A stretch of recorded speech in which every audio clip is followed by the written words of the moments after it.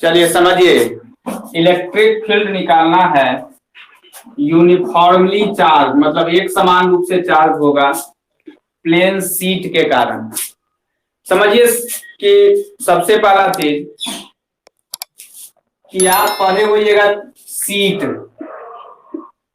सबसे पहला चीज शीट का मतलब होता क्या है, व्हाट इज शीट। तो देखिए शीट का मतलब होता है यदि लंबाई चौड़ाई के अपेक्षा उसका मोटाई यदि बहुत कम होता है तो उसको हम शीट कहते हैं। If thickness of the any surface is very much smaller than its length और breadth then it is said to be sheet. जैसे आपका पेपर शीट है, पेपर शीट में क्या है, उसके लंबाई चौड़ाई के अपेक्षा उसका मोटाई जो होता है बहुत कम होता है। तो यदि लंबाई चौड़ाई के अपेक्षा यदि मोटाई बहुत कम होता है तो उसको हम कहते हैं शीट। एक और चीज आप पढ़े होइएगा दैट इज बीम। आपको क्लास 10th में पढ़े होइएगा बीम, बीम ऑफ लाइट। तो बीम क्या होता है, व्हाट इज बीम। तो समझिए बीम का मतलब होता है कि यदि लंबाई बहुत अधिक होगा मोटाई और चौड़ाई से तो उसको हम कहेंगे बीम। जैसे पहले आप घर में देखते होइएगा, आपका पुराना वाला घर होगा तो उसमें घर छत जो होता था उसमें बीम पड़ता है, बीच में लकड़ी उकड़ी होगा बीच में पड़ा हुआ बीम, या फिर अभी जो ढलैया वाला हो रहा है उसमें भी बीम पड़ता है। तो बीम में क्या होता है, उसका लंबाई जो होता है उसके चौड़ाई और मोटाई से यदि बहुत कम होता है तो उसको बीम कहते हैं। और शीट का मतलब होता है कि लंबाई चौड़ाई की अपेक्षा यदि थिकनेस बहुत कम होता है तो उसको हम कहते हैं शीट। जैसे आपका पेपर शीट है, पेपर शीट में क्या होता है, लंबाई अधिक है चौड़ाई भी अधिक है लेकिन उसका मोटाई बहुत कम होता है तो उसको कहते हैं शीट। अब अगर आपको इस शीट पर एक प्लेन शीट है, यूनिफॉर्मली चार्ज शीट है, जैसे सपोज करिए कि ये आपका एगो प्लेन शीट है। Let us consider this is a plane sheet. इस पर जो है वो चार्ज रखा हुआ है, मतलब इज यूनिफॉर्मली चार्ज।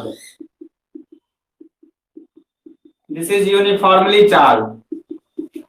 अब सपोज करिए कि अगर यूनिफॉर्मली चार्ज है तो पहले ही बताए हैं कि गॉस लॉ का अगर आपको यूज करना है तो सबसे पहला चीज कि गॉस लॉ का यूज करने के लिए गॉसियन सरफेस खींचना होगा। गॉस लॉ का यूज करने के लिए आपको गॉसियन सरफेस खींचना होगा। तो यहां पर एक आप uniformly charge infinite plane sheet है, इनफाइनाइट प्लेन। अब सवाल यहाँ ये है कि ये जो है आपका प्लेन शीट, इसका गॉसियन सरफेस किस तरह का होगा। तो गॉसियन सरफेस किस तरह का होगा देखते होइएगा आप। मान लीजिए बहुत बड़ा अगर चौड़ा अगर आपका कोई भी सपोज करिए कि जैसे कोई टीना उना बहुत बड़ा है, कोई बहुत बड़ा है, मतलब प्लेट अगर बहुत बड़ा है तो उसको क्या करते हैं, रोल एंड रोल करके घुमा करके सिलेंडर का शेप दे देते हैं, मोड़ देते हैं उसको, सिलेंडर का शेप दे देते हैं। तो ठीक उसी तरह से मतलब अगर उसको खोलिएगा तो क्या हो जाएगा, इस तरह का हो जाएगा। जैसे अगर आपको सपोज करिए कि अगर आपको आप जैसे कॉलेज वॉलेज भी जाते हैं तो कॉपी कैसे करके मोड़ करके जाते हैं, इस तरह से मोड़ करके कॉपी जाते हैं। कॉलेज वॉलेज जाते हैं तो आप पहले वाला तो क्लास 9 या क्लास 10 के नहीं है जो कम से कम 5-6 किलो बोझा के जो है से बैग लेकर के टांग करके जाते होइएगा, तनी प्रतिष्ठा हनन भी आप बुझाते रहता होगा क्योंकि आप तो क्लास 10th और 9th में है नहीं। तो इस तरह से ये वो कॉपी को ले लिए, वो कॉपी को रोल करके मोड़ करके लेकर के कॉलेज चलेगा, क्योंकि आप तो उतना बड़ा बैग लेकर के जाइएगा नहीं कॉलेज में। अब सवाल है कि जो मोड़ अगर आप मोड़े हुए हैं उसको, अगर आप सर्कुलर इस सिलेंडर के फॉर्म में किए हुए हैं, इसको अगर खोलिएगा तो क्या हो जाएगा, एक वो सीट बन जाएगा। ये पहले क्या चीज अगर मोड़े हुए हैं तो क्या चीज के शेप में है, दैट इज सिलेंडर के शेप में। और इसको अगर आप खोलिएगा तो क्या चीज के शेप में हो जाएगा, दैट इज द सीट। ठीक उसी तरह से यहाँ इनफाइनाइट प्लेन सीट है, तो हम एगो छोटा एलिमेंट ले लेते हैं। तो याद रखिएगा, फिर से सुनिए, यहाँ पर अगर कोई चार्ज अगर सिंगल चार्ज लेते हैं तो इसके कारण जो गॉसियन सरफेस होता है वो स्फेरिकल शेप का होता है। यदि आप स्फेरिकल कंडक्टर लेते हैं तो इस स्थिति में भी आप देखे होइएगा, पढ़े होइएगा कि इस स्थिति में जो गॉसियन सरफेस होता है वो भी स्फेरिकल शेप का होता है। यदि आप लाइन चार्ज लिए होंगे तो लाइन चार्ज के केस में भी गॉसियन सरफेस जो परसों डिराइव किए थे, गॉसियन सरफेस जो रहा होगा वो सिलिंड्रिकल शेप का रहा होगा। ठीक उसी तरह से इसमें जो इसका जो गॉसियन सरफेस होता है वो भी सिलिंड्रिकल शेप का ही होता है। इस केस में भी जो गॉसियन सरफेस होता है वो सिलिंड्रिकल शेप का होता है।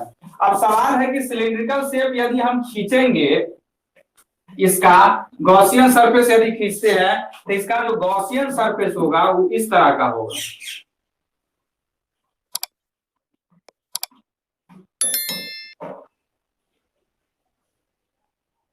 इधर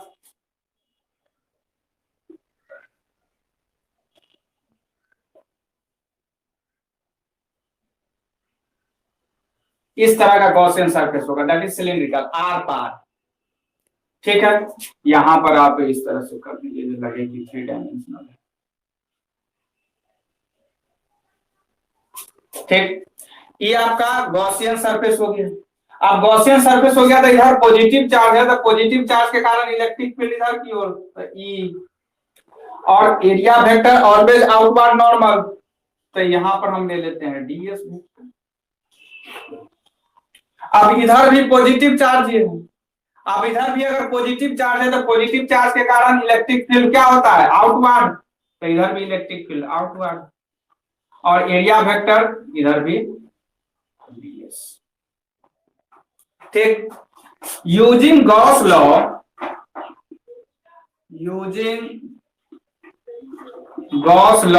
लॉ का यदि प्रयोग कीजिए तो क्या होगा, फाई, गॉस लॉ कहता है phi is equal to Q by epsilon naught. तो phi is equal to Q by epsilon naught, और फाई जो होता है वो इंटीग्रेशन होता है किसके, ई डॉट डीएस के। अब सवाल है यहाँ पर कै गो ई डीएस है, एगो ई है, ई डीएस है, वो यहाँ पर ई डीएस दो गो है। आप पढ़े होइएगा कि फ्लक्स एक स्केलर क्वांटिटी है, और स्केलर क्वांटिटी को क्या करते हैं, अलजेब्रिकली जोड़ते हैं। वेक्टर नहीं जोड़ना है कि नहीं इसका डायरेक्शन इधर है, इसका डायरेक्शन इधर है, तो ये वो डायरेक्शन अपोजिट है तो उसको घटा देंगे, नहीं। यहाँ पर क्या है कि ये एक स्केलर क्वांटिटी है और स्केलर क्वांटिटी को सीधा अलजेब्रिकली जोड़ते हैं। अब स्केलर क्वांटिटी को अगर अलजेब्रिकली जोड़ते हैं तो दोनों दो फ्लक्स हो रहा है, दोनों पॉजिटिव के कारण फ्लक्स है, तो पॉजिटिव के कारण फ्लक्स बाहर की ओर निकलता है तो उसको पॉजिटिव लेते हैं, और नेगेटिव के कारण इंटर करता है तो उसको नेगेटिव लेते हैं। तो यहाँ पर भी बाहर की ओर निकल रहा है, यहाँ पर भी बाहर की ओर निकल रहा है, तो इधर भी पॉजिटिव फ्लक्स है, इधर भी पॉजिटिव फ्लक्स। तो चूंकि स्केलर क्वांटिटी है तो सीधा सीधा जोड़ दीजिए, तो इसके कारण मान लीजिए ई डॉट डीएस होगा अब plus closed integration of E DS, E dot DS कहां से कहां तक, 0 से लेकर के एस तक, यहां भी 0 से लेकर के एस तक, is equal to Q by epsilon not. अब एक वही है तो जोड़िएगा तो कितना आएगा, 2 times closed integration of E DS is equal to Q by epsilon not.